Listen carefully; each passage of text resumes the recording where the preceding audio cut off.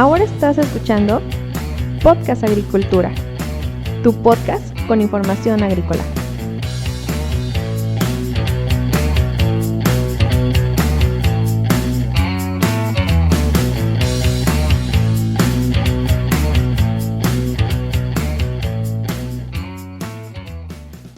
Hola, ¿qué tal? Yo soy Olmo Axayacat y este es el episodio 84 de Podcast Agricultura. El día de hoy es miércoles 24 de junio del 2020 y el tema de este episodio es preguntas clave sobre agricultura protegida. Para este episodio le hice unas preguntas que desde mi punto de vista son interesantes sobre agricultura protegida al profesor investigador de la Universidad Autónoma Chapingo, Aurelio Bastida Tapia, quien nos responde a continuación. Pues muy bien, la primera pregunta es, ¿cómo surgen los invernaderos? La mayoría de las veces no se tiene claro de qué queremos proteger a la agricultura, que aunque la agricultura ha sido protegida desde sus orígenes, esa es su esencia y su carácter, más o menos a mediados del siglo pasado nace un nuevo concepto que actualmente recibió muchos nombres, pero actualmente es a lo que se conoce como agricultura protegida. Yo diría agricultura protegida moderna para diferenciarla de todas las otras formas anteriores, que como decíamos, pues es también protección de la agricultura. Y esta forma de hacer agricultura empieza cuando se inicia el cultivo dentro de determinados recintos, que aunque hay algunos antecedentes desde la época de los romanos, los egipcios, pero podríamos decir que es hasta mediados del siglo pasado cuando se inventa el plástico y esto se empieza a popularizar. Es cuando propiamente nace el concepto de agricultura protegida. Ya los invernaderos venían desde antes. Propiamente sí. Los invernaderos debieron haber empezado cuando empezó el vidrio. Y incluso ni siquiera debieron haber sido recintos para tener plantas adentro, sino que probablemente en algún castillo, una vez que le pusieron vidrio a las ventilas, alguien observó que las plantas que estaban cerca de esas ventilas se desarrollaban relativamente bien. Uh-huh. Y de allí pues pudo haber surgido la idea de hacer un recinto para tener plantas en el interior y poderlas proteger. Entonces, regresando a lo que decíamos, que el concepto de cubrir a los invernaderos con algo diferente a los vidrios se desarrolló antes que el plástico, sino que algún profesor de una universidad de Estados Unidos, uh-huh, ante la imposibilidad de tener un invernadero de vidrio para sus experimentos, se le ocurrió hacer uno y cubrirlo con celofán. Ya existía el celofán. Ahora la segunda pregunta es, ¿cuáles son las principales técnicas de la agricultura protegida? Tenemos las tres principales técnicas de la agricultura protegida. Son más, pero solo hablaremos del fertirriego, que implica regar y fertilizar a la vez, pero en el suelo. Eso es lo que en la actualidad se conoce como fertirriego. Okay.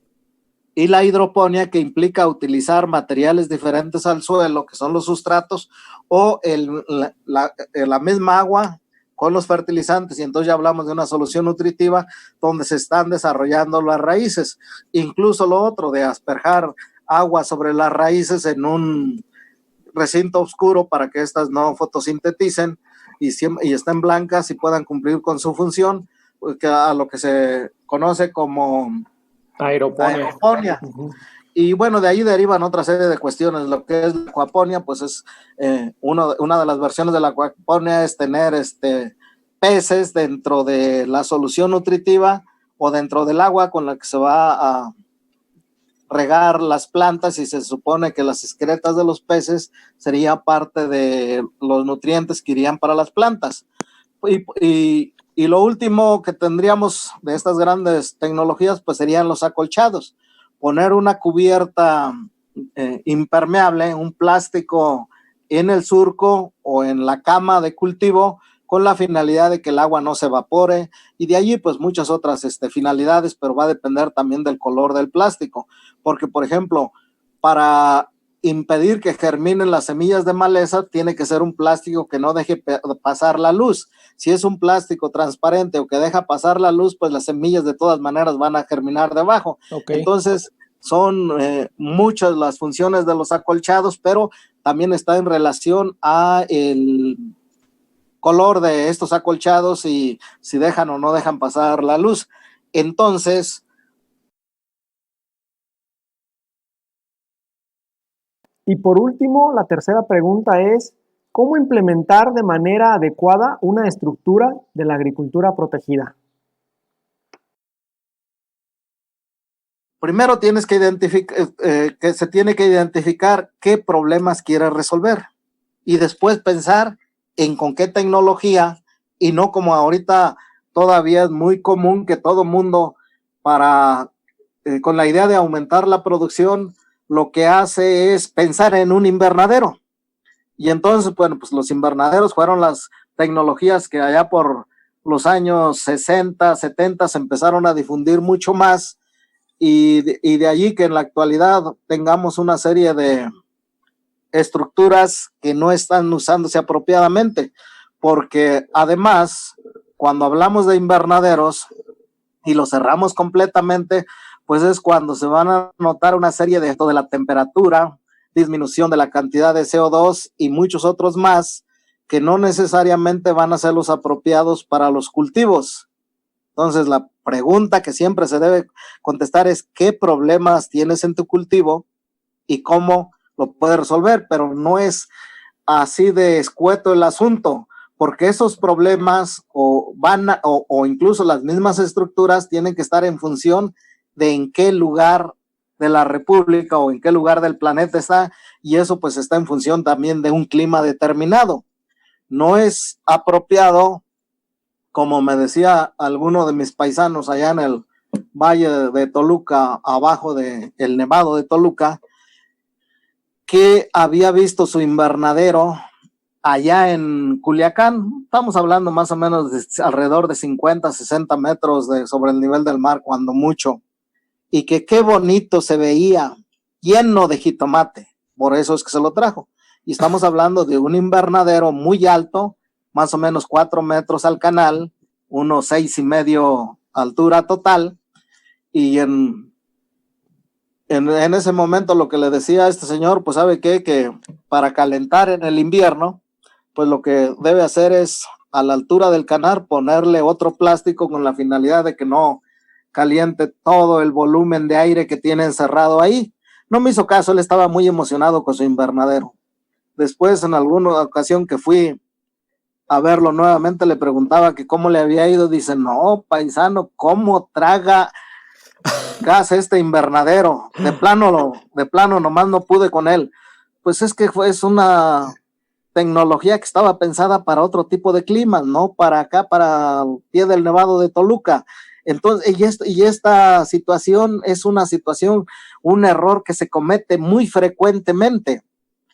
De tal manera entonces que dentro de lo que se ha investigado en la universidad acá en Chapingo y lo que se ha trabajado, pues incluso se ha encontrado de que en la producción de jitomate, por ejemplo, si nos movemos a unos cuantos kilómetros hacia el sur, hacia Morelos, pero ya estamos hablando de alrededor de unos 500 o a 1,000 metros más abajo que acá, pues ya las condiciones cambiaron completamente, de tal manera que si aquí la planta de jitomate en Almácigo tarda alrededor de 1,5 meses, pues resulta ser que allá va a ocurrir en 1 mes o en 28 días. Entonces, si se tiene la programación para desarrollar las actividades en función de lo de acá, de la parte templada, pues allá va a acelerarse más el proceso, de tal manera que eso hay que tenerlo presente. Y pues ya ha ocurrido por allí en algún momento que un invernadero todavía no se techaba y la planta de jitomate pues ya se estaba yendo, ya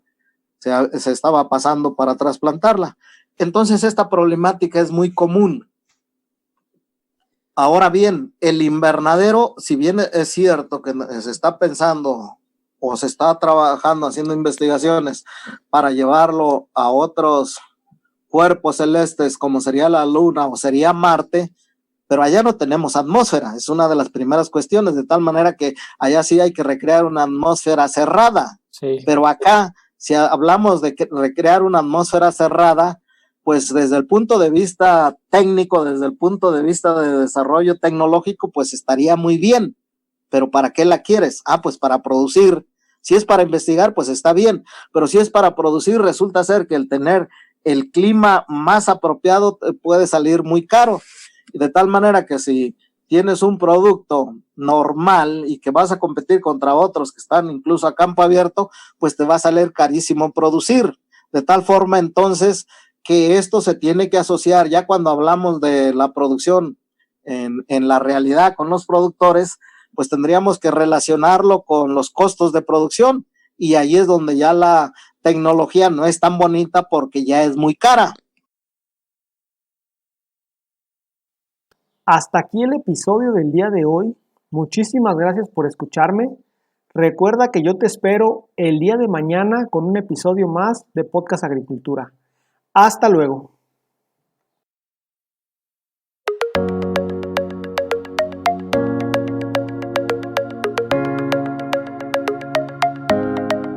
Hemos llegado al final de este episodio. Muchas gracias por escuchar Podcast Agricultura.